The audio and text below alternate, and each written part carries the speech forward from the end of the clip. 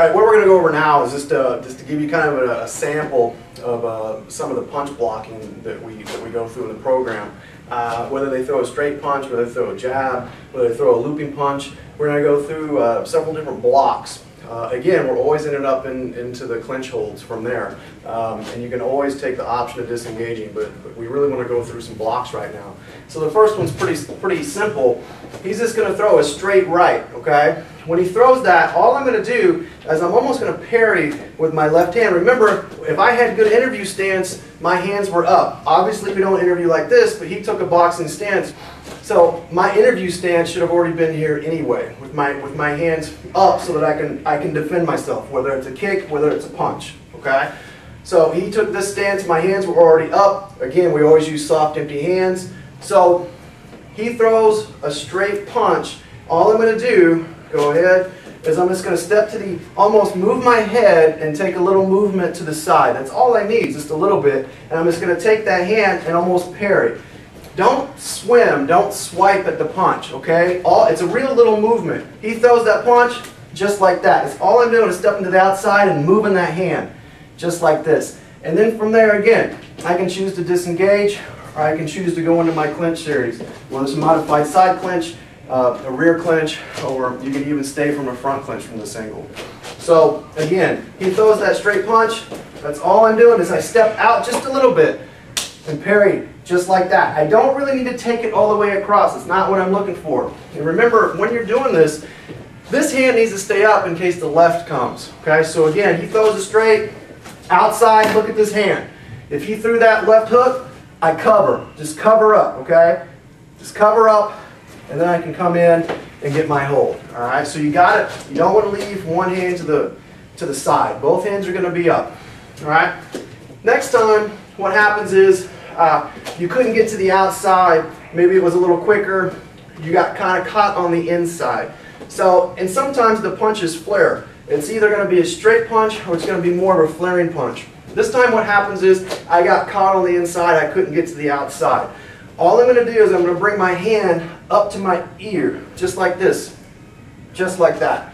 Okay? My tricep is looking to place right on his bicep. Okay? From there, I can sweep the arm, or I can go into an over-under clinch before I can transition. Okay? It's going to be depending on the scenario. So again, he throws that punch. My hand goes to my ear, just like that. His punch hits my tricep. Okay? Again, from there, easy. Wrap it up. Next one is he throws that sucker punch, so to speak, and it's a really looping right, which is what most people throw when you're dealing with our situations. So he throws a really wide right hand. You're going to step in with both forearms and take a step towards them. Okay? You want to place his forearm and forearm on their forearm and bicep. That's going to stop the punch. So it looks like this. We're here, just like that.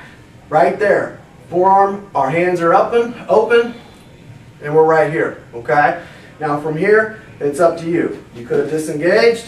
You could have brought the hand down, clenched him up. Alright, but you first have got to stop the punch. So again, he throws a looping right there, just like that. That's all we're doing. Here and here. That stops it. Look at my step. You can't come any further with that. Alright, last one is, sometimes you're not going to have the time to get both hands up. So you got to use more of what's called your flinching mechanism. All right, it's kind of your last resort, but it beats the heck out of not doing anything. So he throws that right. I didn't see it coming. All I'm going to be able to do is get one hand up. Try to hit in the shoulder area. Okay, I get one hand up, just like that. You see that? Okay. The problem with it is, depending on the size of the client, if you only get one hand up, this hand can still keep coming, but if you don't get something up, it's going to generate a lot of power. All right? Even if you flinch, you take away some of that power, so even if it comes all the way through, all right, it's not as devastating for the staff member. So again, we're here. I just get a flinch. That's all I get, just like that. Okay? So all I'm doing is trying to take some of that power away from that punch, because I didn't see it coming. He beat me to the punch.